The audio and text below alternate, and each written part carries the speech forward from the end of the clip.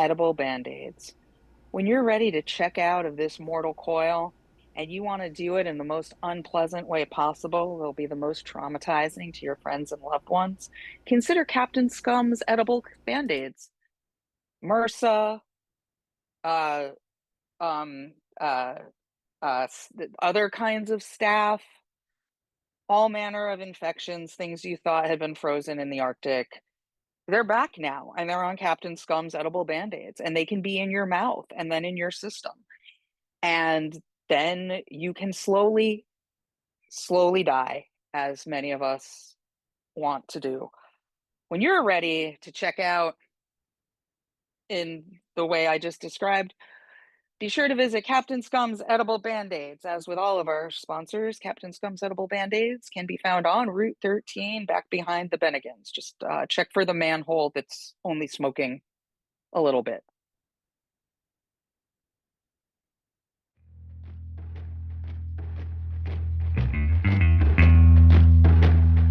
I mean, what do you think? You think they stand a chance?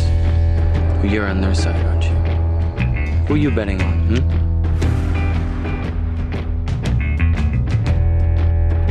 Magic mirror on the wall. Who is the fairest one of all? Look at these lies. One shall stand, one shall fall. Even if one of them survives, the only way to stop him is to make another movie.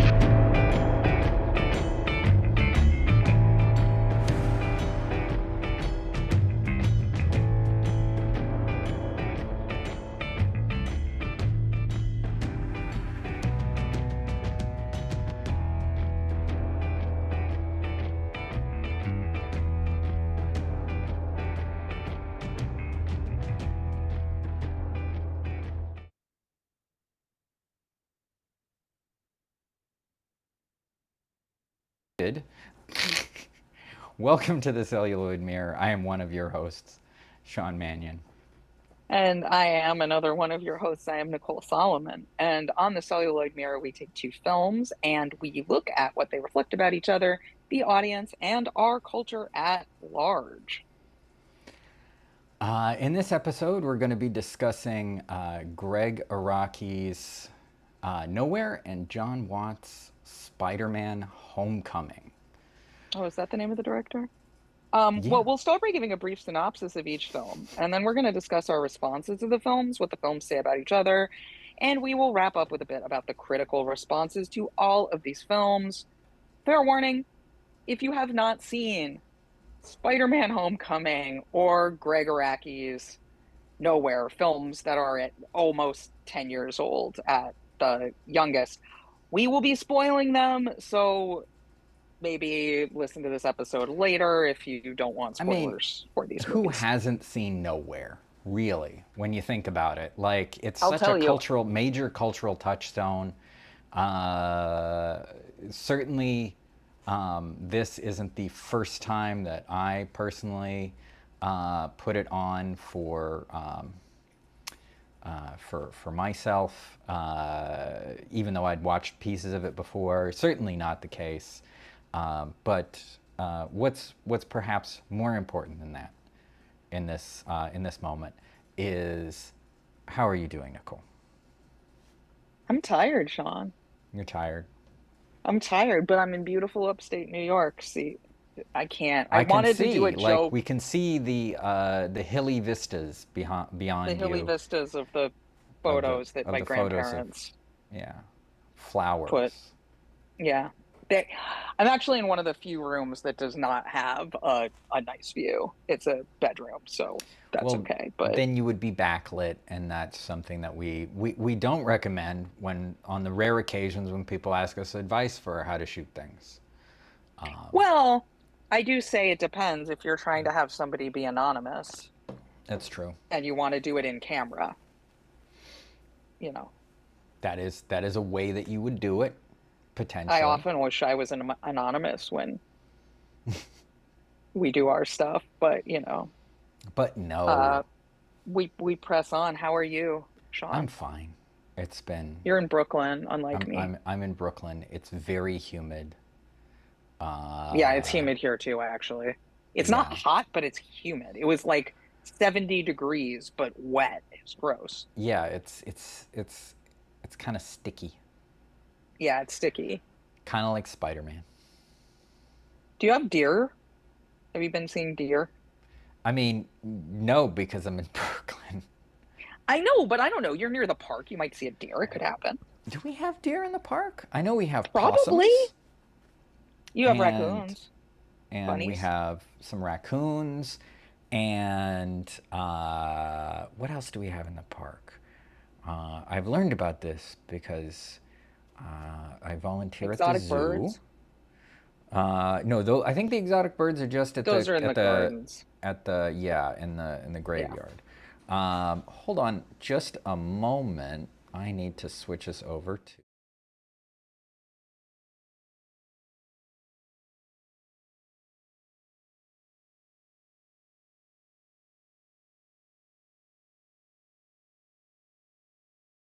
And so what I was saying was no. So just a couple of technical things. Somebody coming home, so I needed to pause the show. So we're live again, Nicole. So I know. do you know? What were we talking about? We were We were talking about just how we were doing. We hadn't gotten into the films yet. So I was gonna say, oh, I remember. I was gonna say who hasn't seen Nowhere oh, who hasn't seen? because you Nowhere? were making a joke, and making a I joke. now am going back to this joke from 10 minutes ago to make a really great piggyback on it. It's an amazing piggyback, perhaps the best piggyback of all piggybacks. Sounds terrible. I really thought I had watched this movie Oh, really? with the other Sean. And like, in fact, and so like last weekend, he went to this screening of Eraserhead that I didn't go to because I was tired. And I was like, oh, well, I got to rewatch Nowhere, so I'll watch that because we watched it together pretty recently. And I was like, oh, you know what I rewatched tonight? I rewatched Nowhere by Gregg Araki. And he's like, oh, what's that one? And I'm like, oh, it's the one, with the aliens. And like Shannon Doherty's in it, and Kathleen Robertson plays somebody named Lucifer. And all these people are in it, like Beverly D'Angelo. And he's like, what the fuck are you talking about? And I'm like, and then at the end, and he turns into it. And he's like, I haven't. And I was like, oh, I guess I watched this alone, huh? I guess I found this before like the Criterion reissues of the Teen Apocalypse trilogy. I through means located this film and watched it some night I was home alone. And now I'm just gonna have to watch Nowhere again because like I gotta say, it was better the second time. And I think it's gonna be even better the third time. I feel like it will just keep getting better in that sense. Fine wine. Speaking of, we should probably, like, as we've started talking about the films, we should probably tell people what the films are about.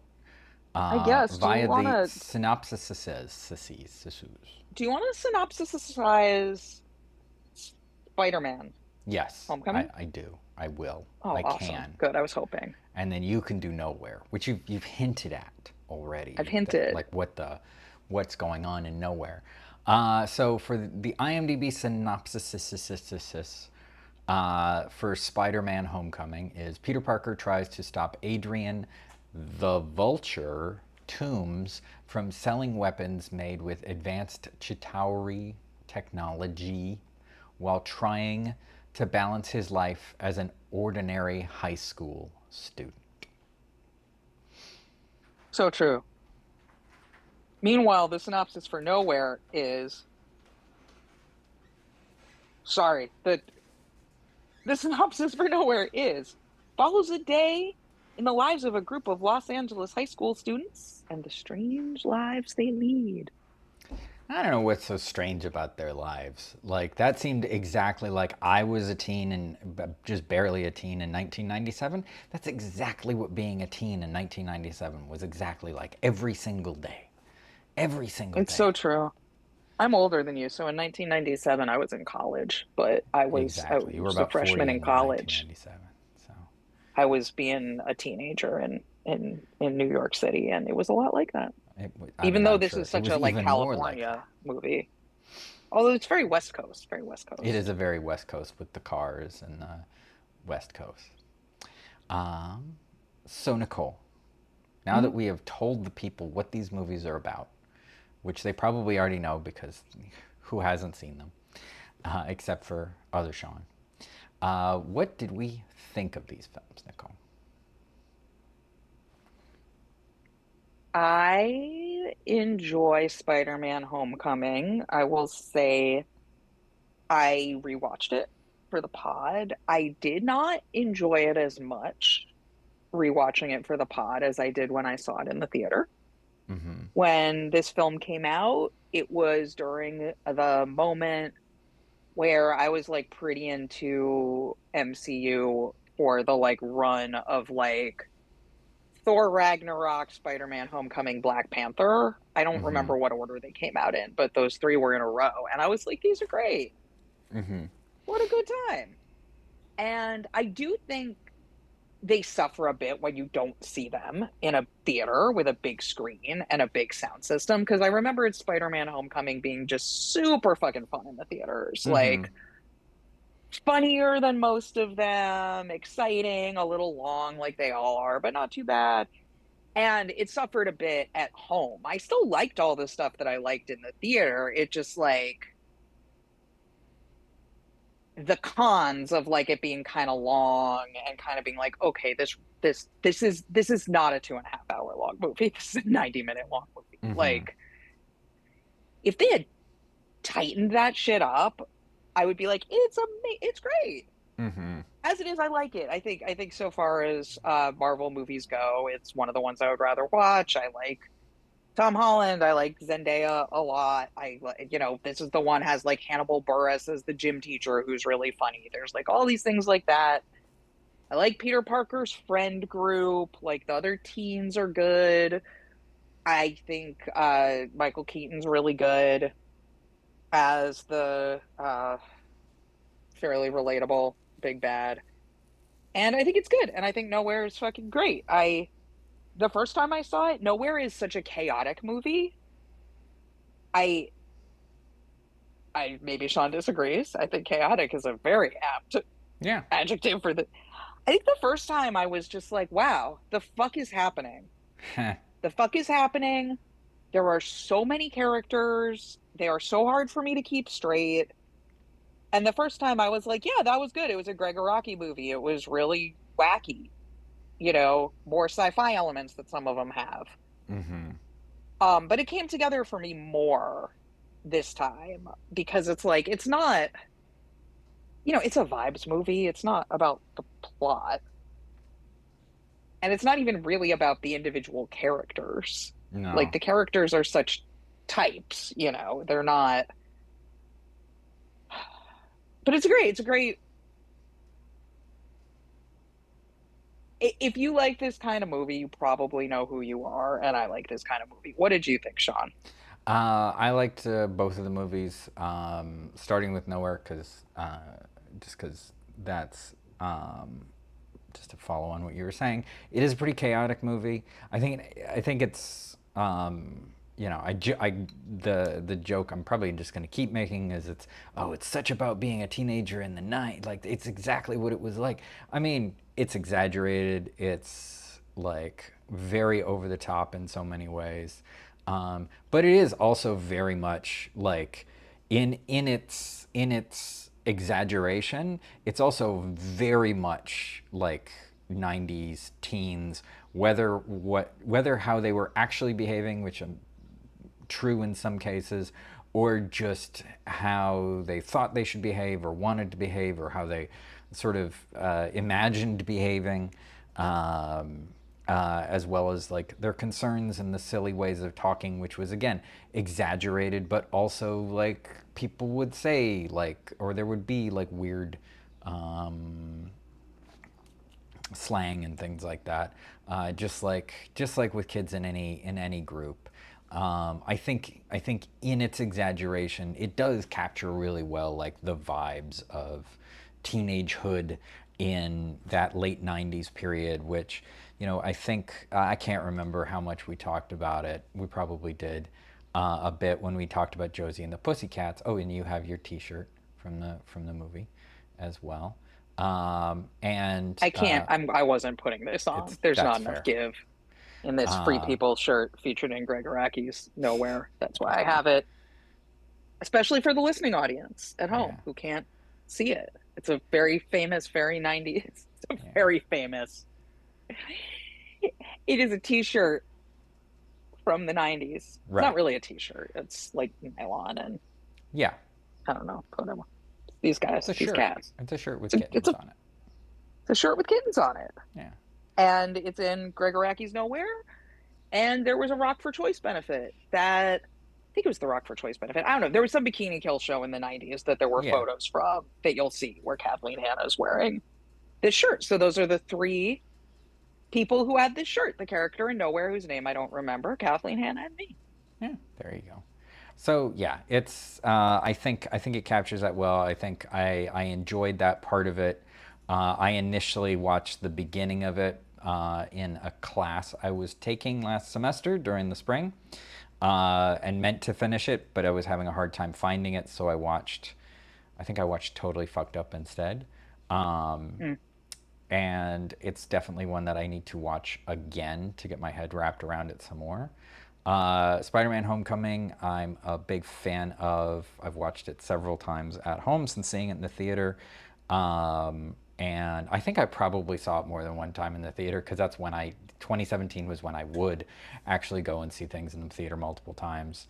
I'm a big Spider-Man fan. Have been a reader of Spider-Man, was reader of Spider-Man books when I was a kid. For me, for it being a Spider-Man movie, in a lot of ways, it does the best job of, and I recently rewatched like all the Tobey Maguire movies. I haven't really rewatched the Andrew Garfield movies very much, but to me, it's one of the ones that best captures like the spirit of the character and a lot of his like supporting cast of characters, even though it changes a lot of stuff, and even some of the characters who are around him. I think it really captures that sort of sense of youth and guilt and sort of sense of responsibility that the character carries. I think it does a really good job of, one, you get Michael Keaton, who's delightful, and he's delightful when he's scary. I think they did a really good job of him as like the Spider-Man villain in it, because basically the way he starts off is the way, in a lot of ways, most Spider-Man villains, when they were originally introduced, start off. Is a lot of them, including the Vulture character in the books, like they're slighted by people in like just they're kind of normal people who get pushed a little far, and then for whatever reason that makes them like make suits that allow them to fly, and they start stealing stuff like you do. So most of them aren't like crazy like Batman villains or something like that. A lot of them are just people who were pushed too far and maybe were scientists, a little that mad scientisty, or something happened to them. And I think it captures that really well. I think the way it brings in him having a friend group, because that's not really a thing in the Tobey Maguire movies. Like he has like no friends in the Tobey Maguire movies, which is just it just doesn't really click. Like like even Mary Jane, his love interest in those, he doesn't have. And in this, he's interested in the one girl, Liz, and that's nicely tied into the plot. But he's got Ned. He's got he's a kid he's got friends. One of the things I particularly like about it is the Flash character, Flash Thompson, his buddy who's always picking on him. Like it's a very, very good version of a bully who's not like a cartoon of a bully, but just kind of like a dick who's also kind of your friend. And in a lot of ways, that is what that character is kind of in the books. And he's been around since the very beginning. And he's been in the other versions of the movies, but he's not a character in those. He's a caricature of a bully in those. So I really like a lot of that. So me as somebody who comes to it from like a lot of the source material, really loves that. I think it's really fun. And I think one of the things that interested me a little bit about pairing these movies, they're both teen movies. They're both about teens. And they're also almost released almost exactly 20 years apart, like 1997 and 2017. So as much as like Nowhere is about teens of the 90s, there's a lot of ways in this that Homecoming is a lot about like teens of today. And I mean, they're both adults making movies about teens. So that, I guess, transitions us a little bit into what do these movies have to say about each other and what's their connection. So, do you want to talk a little bit about what we said their connection was? Well, they're both about teenagers in high school dealing with sci-fi stuff. Mm-hmm. Also, this weekend, I Want Your Sex, the new film by Gregg Araki, is coming out, as is Spider-Man: Brand New Day. So we were strategic this week about like, hey, this is convenient, but also I think these do work well paired together, because of that like teenness of them and their generational divide. Because I think that there is some the very different kind of environment of being a teen in the 90s versus being a teen today. Like, Also, being a teen in a Gregg Araki movie versus an MCU movie. totally different things, right? Obviously, like, but even so, like not necessarily even factoring that in, like there is just like the generational differences of like some of it being like visibility, like more public visibility, and there's sort of a difference in behavior in like these kids are largely in Gregg Araki's Nowhere, largely unsupervised, and in that very sort of Gen X, our parents let us drink from the hose and locked us out of the house until midnight and whatever else it was. The Cyndi Lauper asking, "Do you know where your kid?" It's 10 p.m. "Do you know where your kids are?" sort of way. Cyndi Lauper asked that? When did Sure. Cyndi Lauper do that? Well, they had a bunch of celebrities do that. Like it was an ad in the 80s. I remember the ads. I don't remember celebrities doing it. That's this. There was definitely like one with like, and I only know this because I saw it. I saw somebody like I saw it like on YouTube or something like that. Somebody had found it and put it up on YouTube or something. So maybe it wasn't Cyndi Lauper, but there was somebody. Maybe Blondie. I don't know. There was somebody. It was like the mid to late 80s. Do you know where your kids are? Maybe it was TV stars. I can't remember. Anyway, unsupervised Unsupervised. in the 90s. In the 90s. And they're very supervised, relatively speaking, in Spider-Man. I mean, they're even when they throw that party, like, there's still sort of a vibe of like, it's not like a crazy 80s teen party where it's all like keggers and or kegs and whatever else is going on in 80s teen party. Marijuana, Whatever was going on cigarettes. in that party in Nowhere, because there is a party around the climax sure of each is. film, or not the climax of each film. No, there is around the because it's there's it's the homecoming dance. dance. Yeah. And there's Liz's party earlier in the film. Yeah. So they have structural similarities as well. A lot more drugs in Nowhere. A lot more, technically. A lot more sex. Yes, just a little bit. I'm just kidding. There's no sex in Spider-Man Homecoming. No sex in any Marvel things. Deadpool. Yes, in the first Deadpool. And that's it. And that's basically it. That's basically it. But there's sex in, I think, all Gregg Araki movies. And as there should be. As there should be As in there should all be. movies. It's true.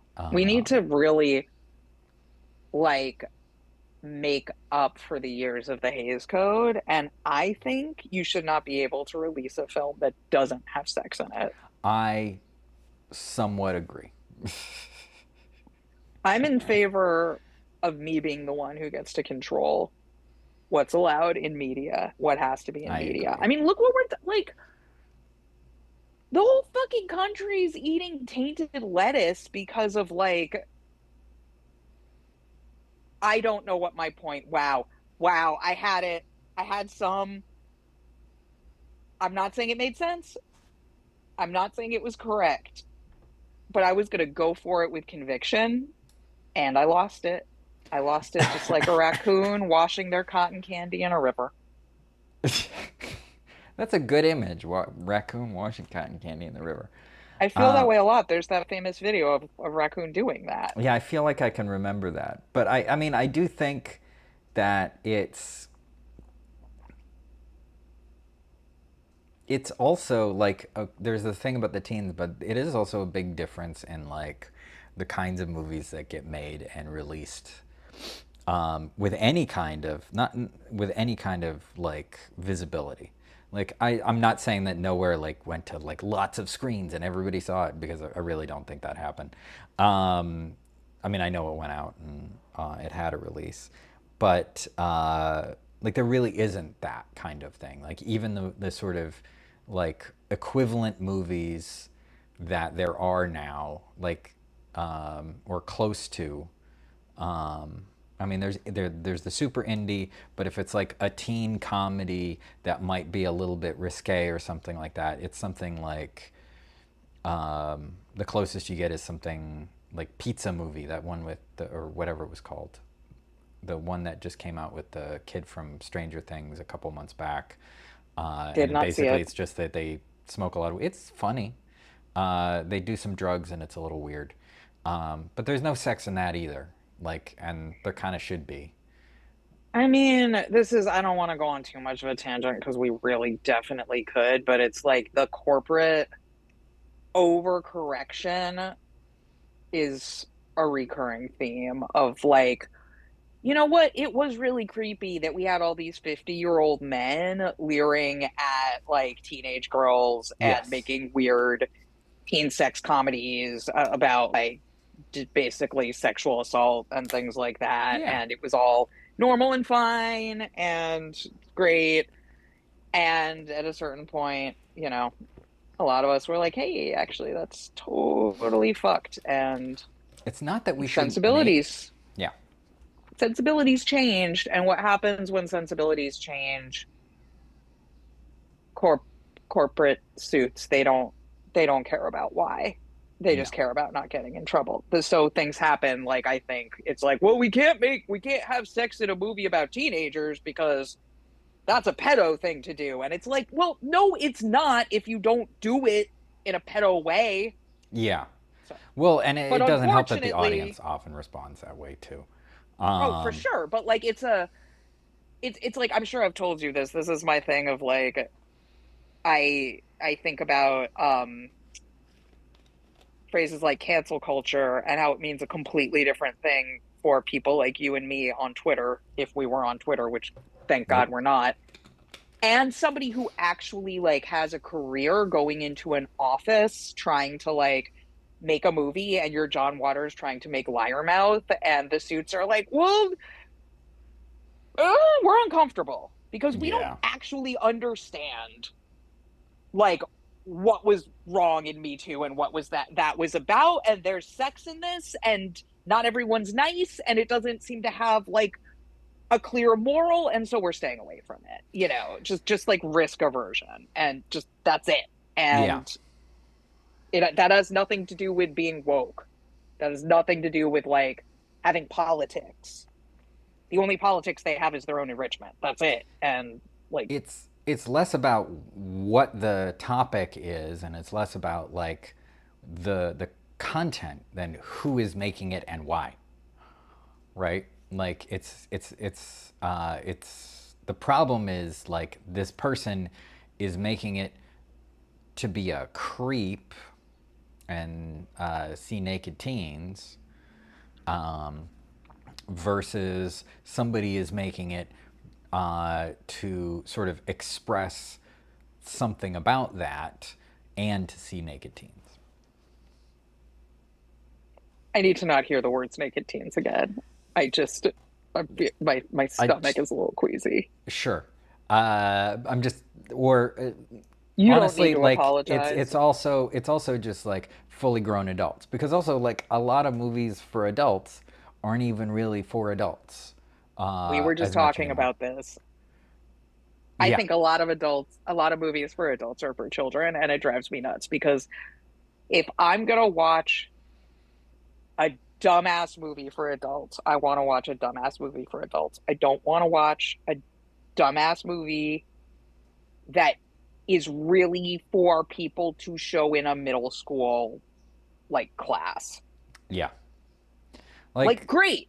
There is a very wide lane for classes to bring for movies to bring in school to show to like 13, 14 year olds and be like, mhm. see, get it? It's just like Bob Dylan was the first rapper. I don't, Oh, I'm right. Right, joking. right, right, right, right. Right. Yeah. Now I'm thinking of some, oh my You're God, the you're rabbit thinking of hole Michelle that my Pfeiffer, brain as we just all went. should. What? You're thinking of Michelle Pfeiffer, as we all should. That's the only thing I remember from that movie, other than just Michelle Pfeiffer. Um, Hey, or Mr. actually, the song is from that Tambourine is play a used in that song movie for too. me. Yeah, of course. Yeah. I, We both know when the I song, walk the through the Coolio. valley of the shadow of death, I Yeah. take a look at your life and realize. Now Uh, Gangster's Paradise. I was that's like it. Amish Paradise, Because not Amish, you got stuck in not Amish. L Yankovic. I so often do. But it is a thing of like, well, you mentioned like we were saying, oh, there's no sex in these movies, and you said, well, except for Deadpool, but even Deadpool, it's like it's like There's no it's not nudity. even really it's dry humping, There's sex it's jokes. clothed dry humping and sex jokes. Well, there's like the sex montage. Yeah, but it's still kind of You're like not watching them have sex, though. exactly, which is what I'm looking for. I mean, But honestly, I only don't after he's need. had his accident. Oh, it's boring before. Exactly. Why would anyone be? That'd be He's so weird. That'd be like weird. smooth and handsome. No, I want that like weird avocado look. The Freddy Krueger look. Uh, but no, they're Right. just like it's like and I think people have gotten too fixated on how exploitative it was, and like basically like what the results had been is not to make it less exploitative necessarily, but just to make it non-existent, which in some ways doesn't make it less exploitative, because it just shoves whoever's making this sort something that might have that kind of content into lower budget spaces, into less monitored spaces, less protected spaces for actors where they do get exploited. There's an example of this actually that occurs to me with uh, some stuff that I've seen coming out about the movies Terrifier, and the very first Oh one, yeah. and which I hated Use it. genuinely, partly for the scene in which she is suing them for. I think it's Catherine Corcoran, I think is the name of the actress. I saw about this, where she's hung upside down, and not because she's hung upside down and all of that, but and how she's displayed necessarily, but because there wasn't safety observed on the set for that, because it was super low budget, and a lot of times like genuinely people in these low budget spaces, not being malicious necessarily, but being neglectful. And sometimes, and I wasn't there and I don't know exactly what happened in this, but from what I read, I'm like, yeah, that sounds like it's not really the best way to, people should not be hung upside down for long periods of time. It sounds like it was also No. very cold. And yeah, and there's not as much protection there for people, and there's, you know, that's where we end up when we just kind of say like, oh, we don't want this in the mainstream or anywhere near mainstream. Not that that then it's just out on the fringes, or not even the fringes, but just out on the edges, and people who are comfortable with it are getting those jobs, and there's not an enforced practice in learning how to make films like this with this kind of content. There's not an enforced practice of, hey, like we need to be more careful about how people are treated, and about people's comfort, both psychologically and physically. And And I think that's the important. Terrifier thing, Also, my understanding is the other thing she's suing about is that they used they took behind the scenes photos of her when she was nude that they Oh, used in promotional materials, which mm, was not in her that's not contract. Like, okay. she agreed to do the scene in the film. Mm-hmm. She did not agree to have behind the scenes shots you like distributed, Yeah. which they did. And that is to me like a perfect example of how exploitation happens in the industry in a way that the risk aversion has nothing to do with, because it's Yeah. like the industry's take is kind of like, well, you're making terrifying, I think to your point is, you're making this grimy, nasty movie you probably shouldn't really be making anyway, and you shouldn't really be watching anyway, but this is the space for like the dirty, nasty stuff like that. The people who are rejecting John Waters movies don't really care about like this these people. Again, I'm making up more guys to get mad at, but I'm imagining the risk adverse people who don't want to make movies with teenage characters and sex also don't really give a shit about an up and coming actor in a super low budget movie having No. topless photos circulated. Whereas it's like, well, that's the actual exploitation, not a 30-year-old playing an 18-year-old having a sex scene. Yeah. I mean, it could be, but like it. And and there's also a fair, I mean, not exactly, but like a discussion that could be had about like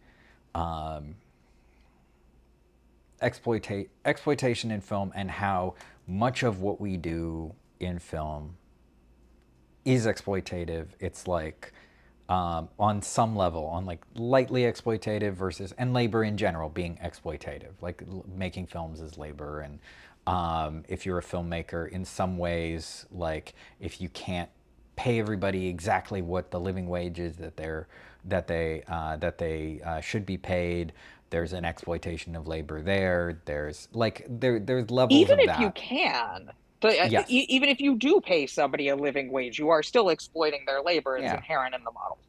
And Like, it's you yeah, don't and escape exploitation within a yeah. capitalist model, no matter how nicely you pay people. Yeah, and I think a lot kind of comes down to what is it? Consent and like being very upfront about things. And I'll say like, I mean, and you worked on the film, you worked on my film meme, and my film meme has sex scenes in it. It has nudity in it, and I don't think you were on set the day we did it. I think I was, but I wasn't in the room. I No, wasn't nobody on was in the set. room, but like me and my We were in AD that slash apartment, wasn't it, producer. with the basketball? The kids with the Yes, it was that basketball? day. You were there for that Yeah, I day. was. Yeah, Yeah, I was so there, but I was it mostly was in the the two kitchen. actors. It was me. It was our director of photography, Peter. It was my producer slash assistant director, Carolyn, who was also running sound for us for that time. Those are the only people in the room. Curtains were closed, and also I've done nudity in multiple films, or directed nudity in multiple films. I Yeah, I was about haven't to say been you nude in any have. films yet. I was like, Only Sean. off camera. Only off camera. But I've had them, and I'm always almost annoyingly like, this is what we're doing next, and we're still okay with this. You know, when I speak to the actors about it, and you're comfortable, this is how much, like, you can always say, like, I always give, even up to the moment of like, would you like to is there any, would you like to do it a different way or something like that. And there's stuff with both the actors in the scenes in Meme where they both were like, oh well, I'd like to cover this and I'd like to cover this way, and I was like, great, we'll do that. And if they wanted to change how we were doing it in general because they were like, I'm not comfortable with this anymore, that's what we would have done, because I don't have to live with stuff, and you know, it's not my body. It's, you know, if it was that important for it to be, you know, a very specific way, then I would have approached it differently. But I always approach things in a flexible way because I'm a no-budget filmmaker, and you have to adapt and you have to change things. But I do think that that's a important way to approach it, depending upon where you're at. Like, This is so true. I really wish you had watched The Idol because the opening scene of that fucking show, terrible show. Terrible show. The opening scene is literally like an intimacy coordinator wrecking this video shoot because like the idol, what's her name, Lily Rose Depp, wants to like be topless, and they're like, no, your contract says that you're not topless, and she's like, but I want to be topless, I'm empowered, my body, my choice, and you're telling me I can't choose.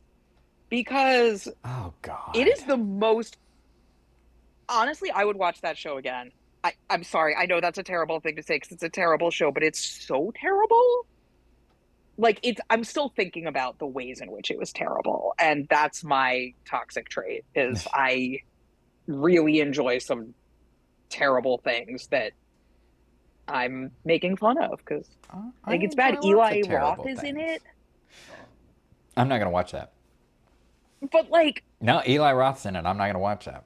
I know, and I shouldn't either, but I need He's nobody will nobody but me was stupid enough to watch this fucking show. And now I'm like, have you seen The Idol? Have you seen The Idol? Will anyone talk to me about how batshit this show was that I'm watching like 3 years too late? Like everyone else is over it. Like everybody yeah, I watched it at the know, time. dude. I wasn't watching it at the time because I was like, that looks bad. And then someday I don't know why, I just wanted to watch some offensive trash, and it was offensive trash. I want to watch the part of this show doc though also where it talks about critical and popular responses. I thought we could talk about that. You want But to I talk about also critical popular responses? We should yeah, we but should first transition over to that. But what are we you should gonna say before transition. that? I want to transition. I want to make one point Uh-huh. about I want to ask you a question. What do you think about how the science fiction elements in both films are used to help tell stories of teenage isolation and alienation? Well, I mean, I think that the nowhere is more subtle about its sci-fi or more limited in its sci-fi stuff. Not more Yeah, I subtle. was It's going to say very over the top. subtle's a Subtle's not it. The choice. subtle's not a word for that movie. But I think that like in that one, I was kind of feeling like so. Hopefully people are watching the movies before they listen. But like, if not, there's an alien dude who's going around, or chick, There's an alien or non-binary dude, chick, however they want to or identify a alien. gender. We don't have any We fucking don't know. idea. We Like, don't I know. don't know. Kind of Godzilla Anyway, looking. there's an And alien. Godzilla is Godzilla's gender as a whole Exactly. interesting So, spectrum. so there's an alien going around zapping some of the teens away, and they disappear. And while our sort of main James Duval character, who is here, in his towel, Having a hard time in more ways than one. Sorry. well, Keep that's talking. why he's so low on the behind the poster there. That was thoughtful of you. So yeah, so he's he obviously has a lot of he's not. If there is a main character of the film, it's definitely him because it's an ensemble piece. But he is somebody who we follow from the beginning, a big part of it. I think it is very much like following him. He's a focal point. He Yeah, we start and obviously end with has him.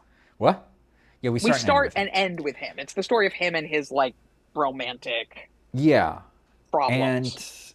and he obviously has a lot of like very varying impulses, sexual impulses and romantic impulses, and I think that there's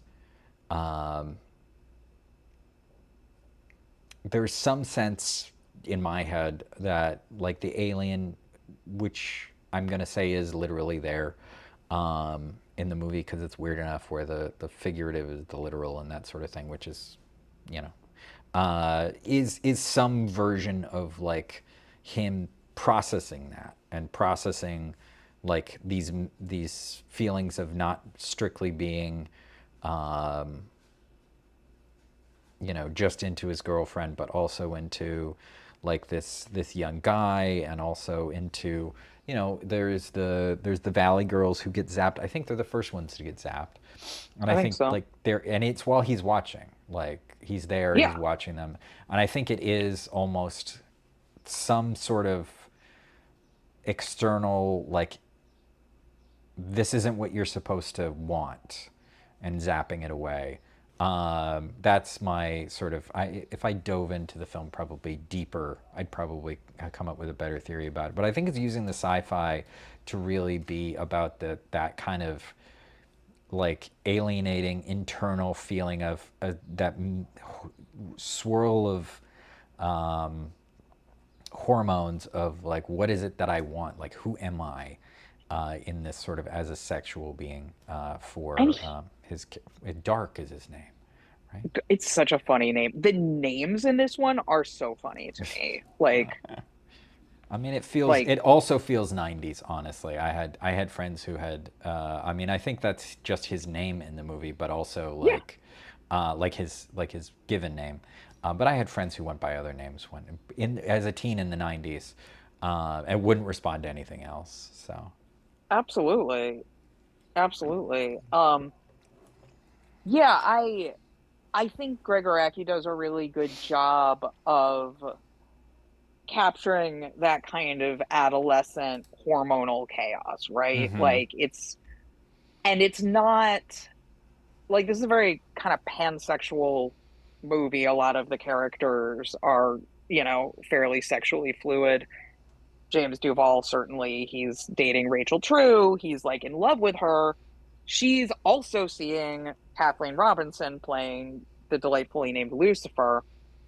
And so James Duval playing Dark hates Lucifer. And he's like, she's so awful. And it's like, well, she's kind of the same as everybody, but she's your competition. So she's yeah, awful to you. And meanwhile, he's also got the hots for, I forget the other dude's name, the one who at the end, yeah, you yeah. know. I can't remember his name. So yeah, so he's basically, James Duval is like, it's not a thing of like he's struggling with his sexuality. It's not like, am I gay or am I straight, or maybe there's a third way, or I don't want to be gay. It's not that. It's like this big ball of confusion, to quote the song, that's like as much about his discomfort with polyamory as it is about anything else. Yeah, It's like he is jealous of Rachel True dating Lucifer. It makes him super uncomfortable. He doesn't like it, but he also doesn't want to be the guy who can't handle it and wants a traditional relationship and insists on that, yeah, So he's just like stuck. And then, like, tied in with that is like he has feelings for this guy who he has no idea if he has feelings for him. And it's just like,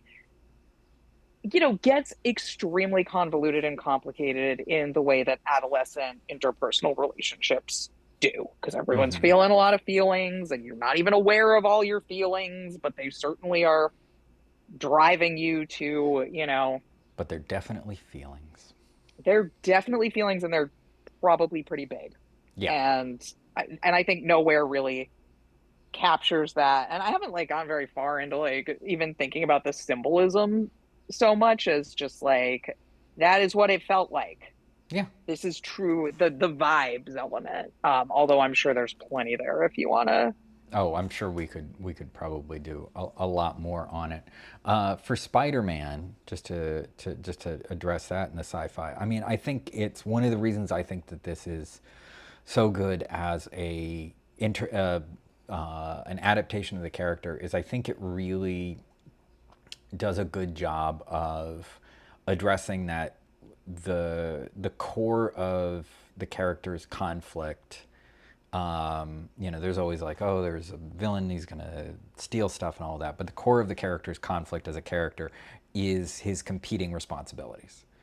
And I think this does a good job of it. He's got school. He's not doing as good a job at school because he's trying to be responsible as Spider-Man, and he's trying to do this thing where he thinks like, there's a relationship with Tony Stark, and there's stuff at home with his aunt, and he's got these competing responsibilities, which sometimes, and so this is me going a little nerdy about Spider-Man and the stories in general. Some writers and editors have said that his stories are about youth, and I don't think that's accurate. And I think that's actually a thing that has hindered the characters' stories in the source material for about 20 odd years. It's much more about responsibility. It's much more about like when the characters' stories and like and sort of the broad strokes of like what is the conflict in his life, it is his competing responsibilities. And I think that this captures it really well. It captures the way that taking responsibility in one part of your life means that you are sometimes being irresponsible in another part of it. Like you can't do all of everything perfectly. You can't be completely responsible at school as also when you're trying to hold down a job at the same time, when you're trying to do stuff at home. Like something always suffers isn't maybe the right word, but something always falls to the wayside, and that happens in this. Like he's not doing well at school because he's doing the Spider-Man stuff. He's not really like he's interested in the romantic relationship with the girl Liz Allen, and in this, but he drops the ball on it because again he takes that like he goes to the Spider-Man responsibilities. He drops the ball. He stops doing Spider-Man. He stops taking that responsibility, and then he starts doing well in school and he takes his school responsibilities. And I think it shows that there is a balance and there's a juggle, and that is, I think, a lot of what, when the character's handled well, he's telling that story. And I think it's a very like important story about being a teen. And I think like because that's when you're learning about that, is you might be having your first job and trying to go to school, or you're just trying to figure out how do I balance having a social life and going to school. Other people other than me, I didn't have a social life, but like, and I think that's what it does well in the sci-fi angle of like being Spider-Man and having like all this big stuff happening. It's just a big version of this. It's a fantastic version of the same thing. It's like the Buffy model, either the movie or the show. It's like he's Spider-Man instead of the Slayer, but it's a similar thing of like having the secret superhero identity that becomes a metaphor for like when you're a teenager and you feel like school doesn't understand that maybe going to class isn't the number one most important thing in my life, and my parents don't understand that maybe getting good grades isn't actually the number one pressure that I'm concerned about. And it's that's I think how it's I see it. it's a lot of that. But with that, like you were saying, we should segue into the critical response. Since we're just talking about How do the Spider-Man, do critics we see want to it? talk about what critics said about Spider-Man? Yeah, what did critics say about Spider-Man? Do you want me to read the critics? Tell us. All right. So, Spider-Man Homecoming got a 73 on the Metacritic Metascore, which is generally favorable. We pulled some quotes from some critics. Alan Scherstuhl from The Village Voice said, Spider-Man Homecoming is comics unapologetically as close as a blockbuster filmmaking gets to cartooning. I think that's pretty accurate. It is very much like, I think that was one of the compliments I gave to this and actually Thor Ragnarok, is both of them felt very much like they were pulled from the comics. Like Thor Ragnarok feels like you're watching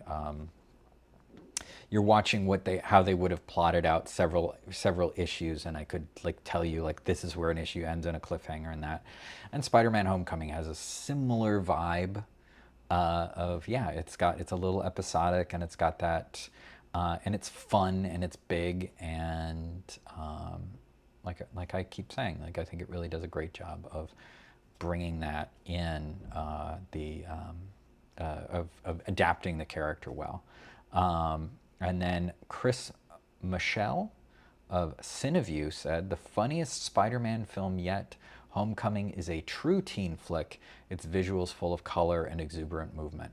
And again, I also very much agree. I think one of the things that, I should probably look up their names while we're talking about it, but about the point about the teen flick, I mean, the film very consciously has its teen film, or very on the surface has its teen film influences. There's the whole like, and they're even showing the scene while they're reenacting the scene from Ferris Bueller when he's running through the backyards, and like it has that awareness. But it's also the co-writers, one of the co-writers of it. It was co-written by Jonathan Goldstein and John Francis Daley, who are screenwriters in Hollywood, and they're like a team, screenwriting team, rather than just being like a list. There's actually a lot of people on the list for this. But those two, John Francis Daley was in a teen show. He was the lead in Freaks and Geeks. He was the main kid in Freaks and Geeks. Oh, okay. The young guy who was Linda Cardellini's little brother in it. So I think there's some awareness of like teen, like it is a superhero movie, but it is also very much a teen movie, with the homecoming dance being like the big thing that's happening at the end of it. I think that really does.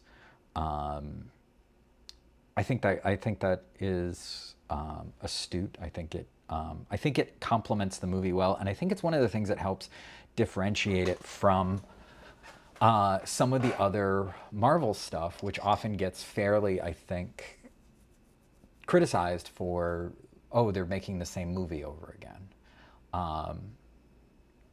And I think, yeah. sorry, not to cut go you ahead. off. I think this one of the things I really noted this time was one of the things I always like about Spider-Man, but stood out more. Spider-Man's from Queens. Yes.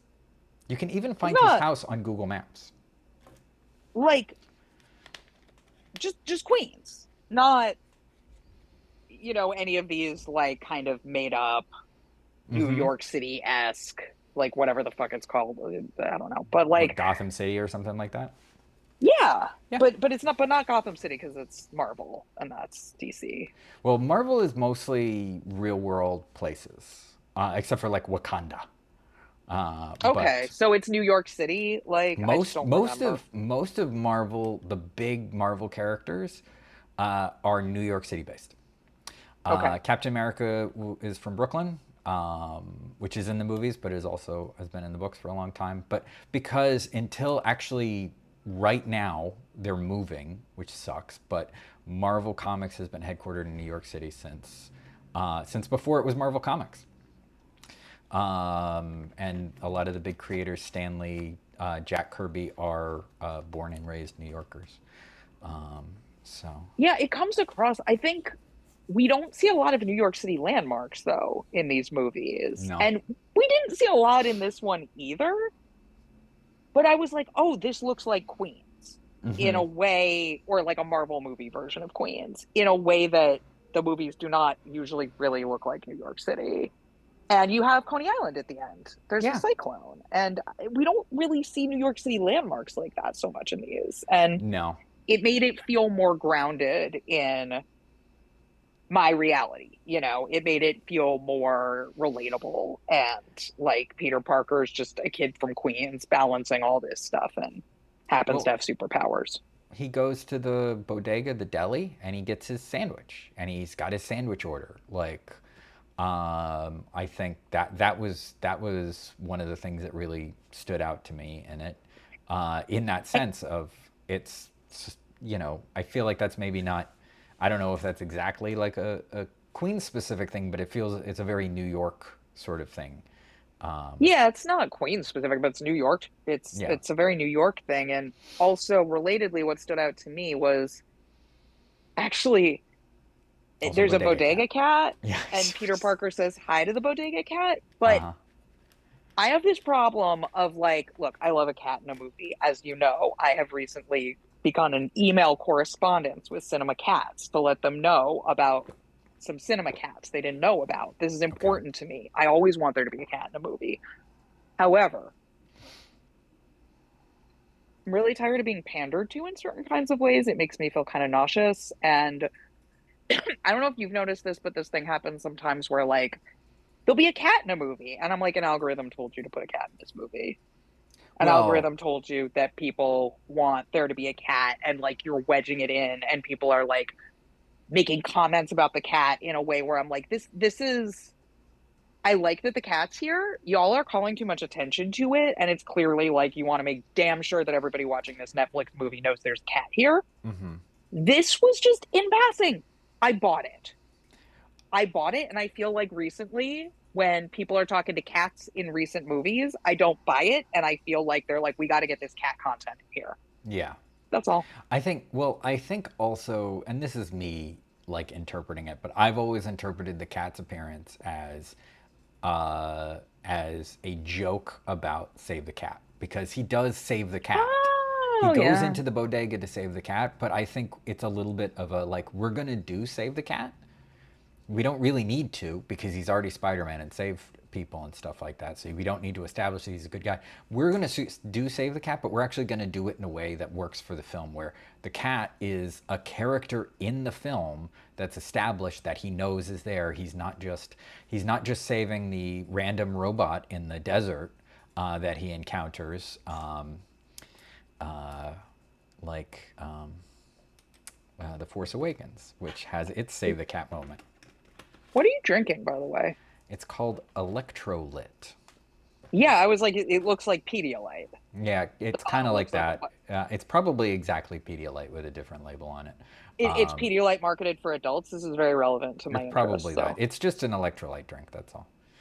because I drink And it's electrolyte specifically drinks a every. 0-calorie one, because that's, so you probably won't like it because it's Okay, fake sugar.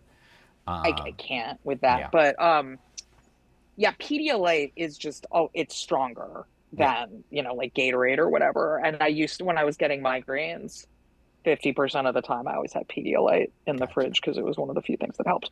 So this is yet another thing that the audio only listeners are missing. They missed Sean drinking But electrolyte or whatever the fuck it's you've called. explained it, so I am doing so much for the community. What is Letterboxd doing for what is Spider-Man? Letterboxd? Do you want to read the half star? Sure, I can do that. Um, Good job on the graphics. I'm so glad I can see them now. See? So on Letterboxd, F1 Shink said, I hated this movie.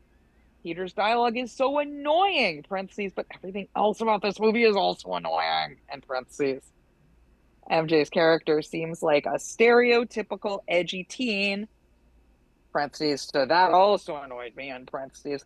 This movie made me hate Peter Parker's character. I wish more movies would stop making Peter a high schooler, since I'd like to see him more of as an adult, parentheses, as well as played by someone who isn't Tom Holland, and parentheses.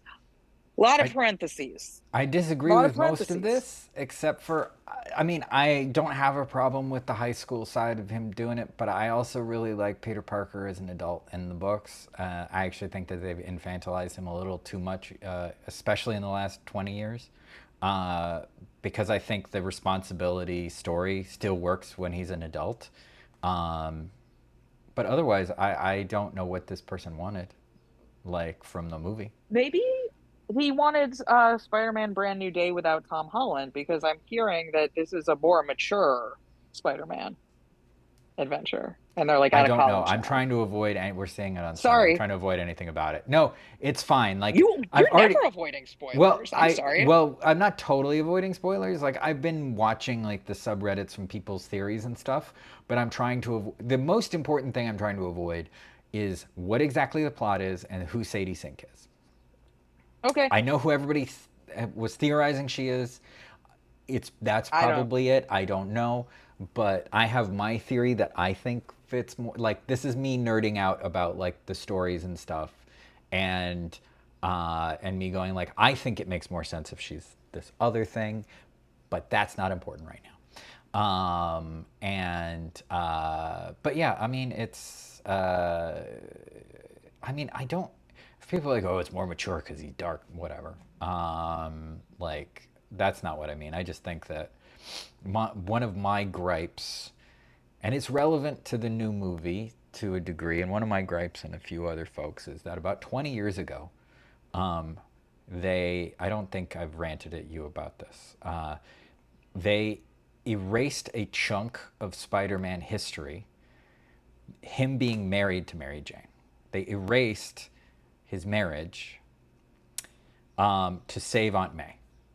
And they did it by him and Mary Jane making a deal with the literal devil, which is just like a weird choice to make about one of your core characters is and it's relevant to the new movie because this is how he reversed everybody knowing he was Spider-Man.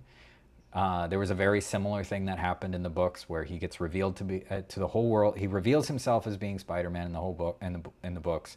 That puts his family under threat. Aunt May almost gets killed. She's sick in the hospital, and the devil, Mephisto, comes to them and says, "Hey, I'll fix her, but I have a little price, and what I want is your basically he wants their marriage." And they agree to it, which is stupid. And what it has done is for the last 20 years, Mary Jane is always kind of hovering around, and sometimes they're almost in a relationship or not. And Peter is just kind of in this arrested development where he'd spent about 20 years married, and they could tell stories where there was friction around that, where she knew, but also her knowing almost makes it worse. He disappears for several days. She thinks he could be dead, and what can she do about it? Because he's Spider-Man, and there's storytelling in that that's interesting, and they erase this whole thing.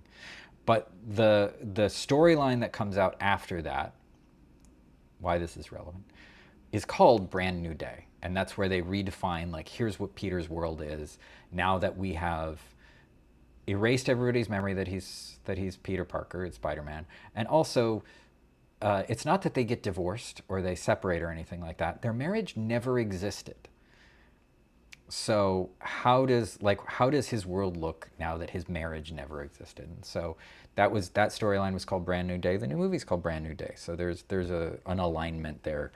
But this is the thing that I think is frustrating and is related to F1 Shink, is that I would like to see Peter be more of an adult in the movies and in general. I think it's compelling when he's an adult balancing responsibilities as a character, and not just as a high schooler. But that's me. Anyway, that's my rant. Okay. I like that it was a teen movie. I also like that it was a teen movie, and I think it's really fun that it's a teen movie. I think it helps. What do other people think about it? Do you want me to do the 5-star, or do you want to do the 5-star? Sure, you can do it. All right. So the 5-star is that it's overhated, and it's the best live-action Spider-Man there is by Sahir 0604, which it's probably my favorite. I think it's my favorite Spider-Man movie. It's probably my favorite. I think that I like the Tobey Maguire movies. The Andrew Garfield movies are not good, but they're fine. They're whatever. I haven't seen those. I wouldn't necessarily say that anybody needs to. I probably will. I like Emma Stone a lot. Emma Stone is good. It's nice that they do her character's arc a little bit. And I like Andrew Garfield too, actually. Andrew Garfield is fun to watch in it. It's like he works like... he's good. He's a good actor. And... but I think like Homecoming, while it's tied to like MCU stuff, does kind of stand mostly on its own. It ties in with Iron Man a little bit, so that they've got that anchor to it. The other ones are so tied to big story stuff that I find this one nicer as like I'm going to sit down and I'm just going to watch Homecoming. And it's a nice little package. No Way Home, I also really enjoy because it's kind of reminiscent of the vacation movies a little bit, but it's also very very much a teen movie as well. But yeah, his or not No Way Home, Far From Home, very much a travel teen movie. No Way Home is fun because you see all the Spider-Men, and you see like Alfred Molina coming back and all that. I haven't seen it. This movie. What? We've talked about this like every day, I feel. I haven't seen Spider-Man No Way Home. Oh, okay. It's fine. I'll watch it at some point probably, but Sean doesn't want to watch it with me, and it's long, Right, he so hates the multiverse, so he hates the multiverse. Yeah. and it's a little multiverse heavy. Yeah, that's what I tried to convince him. I'm like, yeah, but you don't all whatever. We're not here to talk about the fucking I No, don't want to talk about the multiverse. I really don't. no. I especially don't want to recount about me defending multiverse storytelling, which what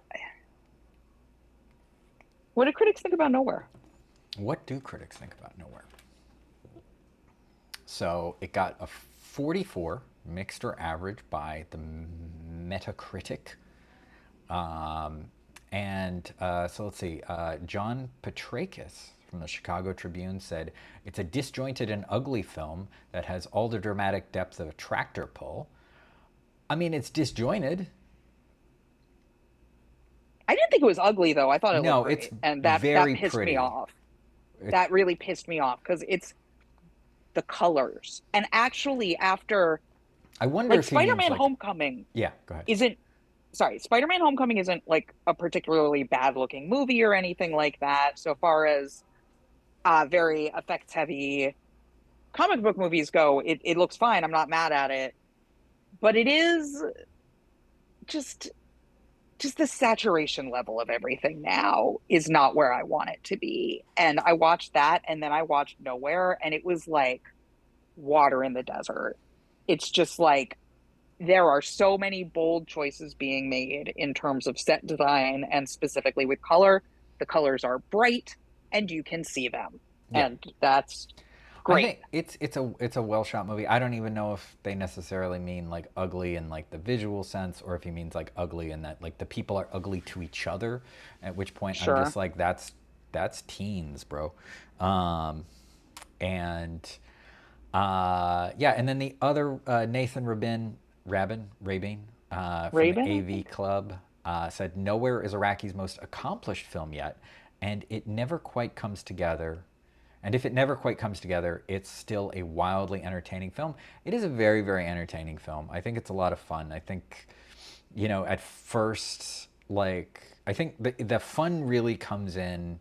Like, there's a little bit with his fantasies at the beginning that are kind of funny and kind of fun. But it's when Beverly D'Angelo like interrupts him Yeah. with the green stuff on her Mask. face and just screaming at him, smoking a cigarette from behind the bathroom door. That's just you're just like, oh, this is like a funny thing.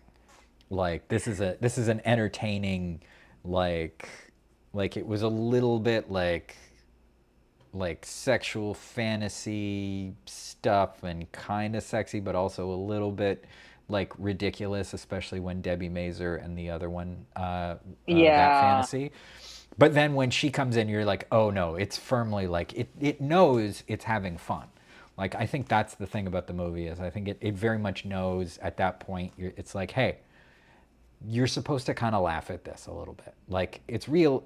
Like it's not real, but it's emotionally like important, real, blah blah blah. But like also like this is like being a teen and all of this emotional and hormonal crap is also funny. Yeah, and also Gregg Araki movies are almost all comedies. They're comedies where some disturbing stuff happens. Like, I mean, Mysterious Skin isn't a comedy, but like basically I think all the rest of them are. Like parts can be ugly, parts can be disturbing, but like yeah, yeah. It's in the lineage of Jon Waters, It's not Yeah. it's tonally different. It's not that Iraqi movies are tonally like Jon Waters movies, but much like Jon Waters movies, they're kind of their own subgenre and they kind of have their own tone that's a little like you watch a Gregg Araki movie, nobody else directed this. Yeah. Like it's because of everything, because of the very specific style of dialogue he writes, because of the themes he's interested in, because of the visual style, similar to Jon Waters, right? Like very has his own distinct thing going, and a big part of it is it's supposed to be funny. you know, and yes, some people, both with Jon Watts and Gregg Araki, are just very put off and do not feel invited along for the ride of laughs for whatever reason. But that's too bad because I think it's really funny. Yeah, I think it's a funny movie. But, I think somebody else didn't think it was funny. Oh, Do you want to read the half-star review? read what Nikki no no o said. Nikki no No. no underscore o. Oh. Trash, trash, utter trash. An hour and a half of trite slog filled with awful visuals, more akin to a porno than an actual film, and cartoonishly obscene characters who all speak like 14-year-olds experiencing their first minute of freedom from their controlling parents. I think maybe a 14-year-old wrote this review. If you're interested in a feature-length porno without the gratuitous sex scenes, then this is for you. Viewing this filth made my eyes gag, just a pure swamp of misery from start to finish. Yeah, I agree with Sorry, you. I think Nikki, they're no, probably no. 14. The The characters days. are obnoxious. That's true. The That's what characters in teenagers most are. Gregg Araki movies are fucking obnoxious. But, like, have you met teenagers? Have you met people, actually? Yeah, it's true. Like in both cases, like teenagers, adults, everybody. Like they're weird, they're gross, they're terrible, and sometimes Their not so priorities are much. out of whack. They're But horny. They want to go to a party. the most hilarious line of this sort of absurd review here, if you're interested in a feature length porno without the gratuitous sex scenes. Gratuitous sex scenes in a In a porno. porno. They don't know what some of the words they're using No, mean. because they just use gratuitous. Like this is why I feel I like know. it was at least a younger person. We've talked about this. Then Like again, everything is gratuitous. Everything is gratuitous. They're like, it's gratuitous. I'm like, technically, no, opposite. if any kind of film, it's essential to the plot. It's a porno. Well, that's what I'm saying. That you can't really have gratuitous sex scenes in a porno when the That's the entire point point. of the porno is the sex scenes. You and I know what words mean, but this could also just be a boomer because they're all using ChatGPT and their brains have melted. That's fair. Like What do other people GPT, think? write this as write this as a 14-year-old. Do you want to read the 5 stars? This is better written than what ChatGPT would have a 4-year-old write. Fair. The 5-star review, Paperworm says, Donnie Darko, but good. Oh, I like that scene. That's one of the colorful scenes I was thinking of. Oh yeah. You can't see With it Rachel True. in the superimposed graphic, but the background was also like It was white also with these dots. like red dots, and it was Yeah. rad. Honestly, I wanted to get more Rachel True to plant throughout the episode. And speaking of, for those who were just listening to the audio version, you should go and skim through the video version of the thing because I've hidden characters from the film hidden in quotes, throughout our live stream. They're And stationed. Oh, and we got a cat. But yeah, I was trying to find Rachel True, like just images. I was being a little lazy about it, from the film, just searching, and there weren't a whole lot. There weren't a whole lot of screen grabs with her. So there was this. which is bad. She's like this. She's like She's one central. of the. She's like one of the biggest characters. Yeah, she's central. She's like delightful to watch in the this. second lead. But yeah, I think I watched Donnie Darko. People encouraged me to watch it when it came out, when it was on video. I think maybe my girlfriend at the time, or friends were like, "Oh, Donnie Darko, you should watch it." And I did, and I enjoyed it fine. I think I've watched it one other time since then. I've watched a little piece of it since then as well, and I'm like, it's fine. It's fine. Honestly, I saw it once when it came out on video with the person I was dating at the time. And I didn't like it. And I haven't seen it since. I've been meaning to rewatch it because I'm like, maybe this is a set and setting thing. Maybe I was kind of watching it under kind of crappy circumstances, and that's kind of why it didn't work for me. But also maybe it sucks. I don't know. Yeah, and it could also just be fine, and people who are into it are just like, it's so good. And sometimes that does make you feel like, okay, I don't know, man. I don't love it. I was just like, it's not as, I was like, you're not committed to sparkle motion thing. I'm like, that's a funny line of dialogue, and it got so much play that it's not funny when you see it in the movie anymore. I can't There was a remember. lot of that. I'm like, this is not my like deep cuts thing I'm going to be watching and rewatching, but Right.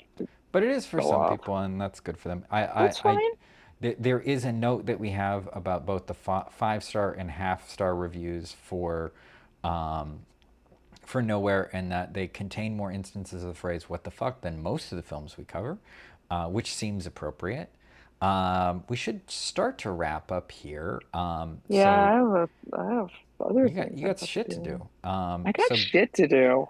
I before gotta go that, get zapped by an alien. you got to go get zapped by an alien. If you want to get zapped Yeah. by an alien, we don't really do much social media, but you can find us relevantly on Letterboxd. Nicole is Nicole White Tay. No, Sorry. no. Nicole Witty. And I am Sure. Yun Clay Sian. Unglacian. Unclesian.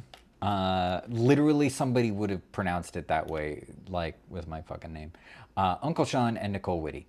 You can find us. You can comment on our own reviews of stuff and tell us how wrong we are about things, or follow us and maybe we'll follow back if you're entertaining. Who knows?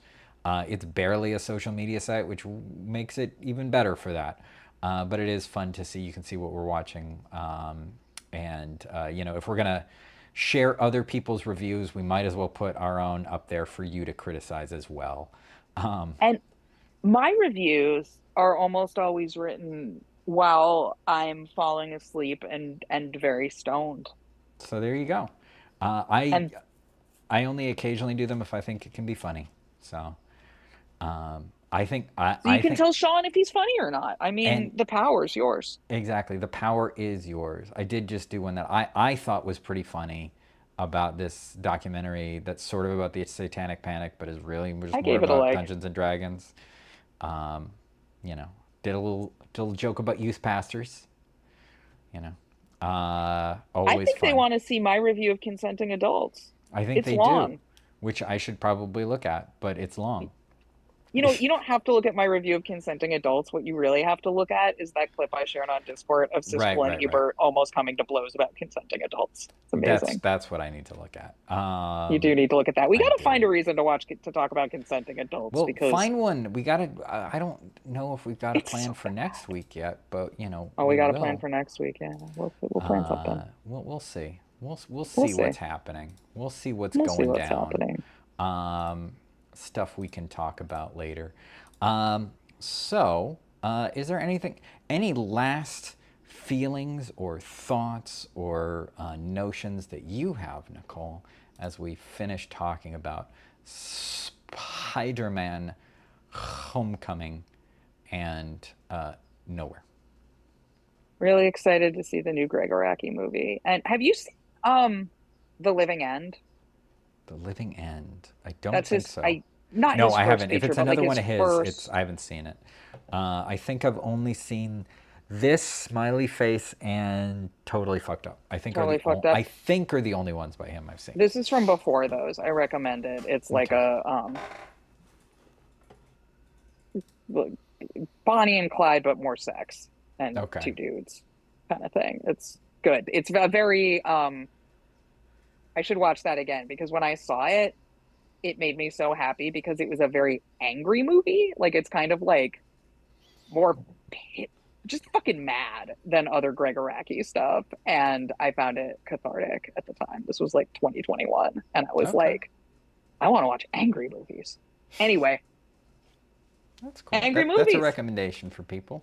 And I am interested in the new Gregg Araki one, but obviously I think I already said I've got tickets to the new Spider-Man.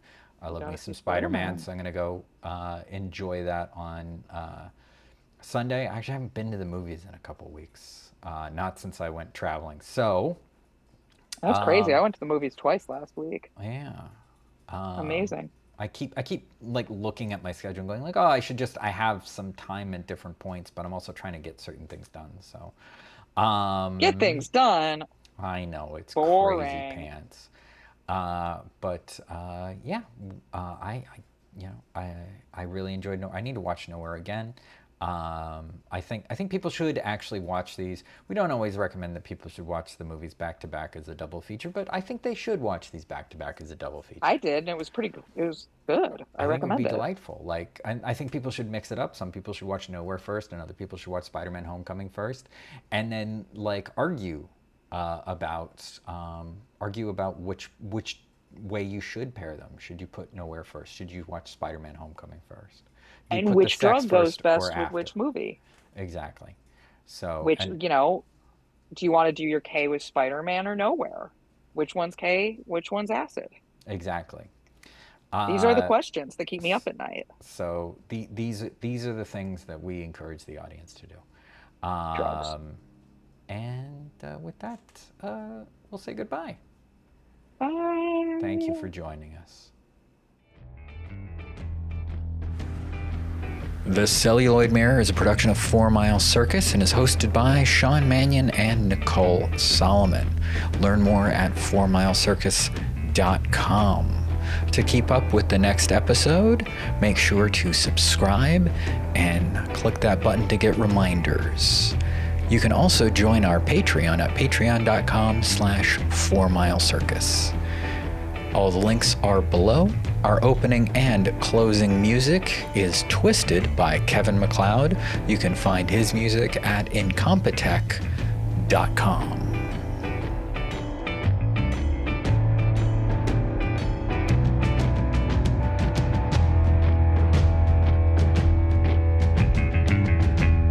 I ended up in that hall of mirrors. There was another girl. She looked like me. Exactly like me.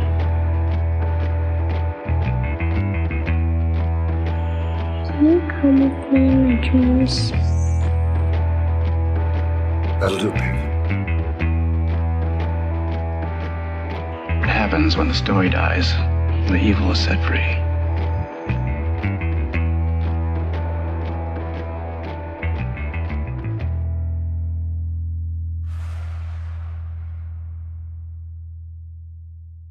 I have to return some videotapes.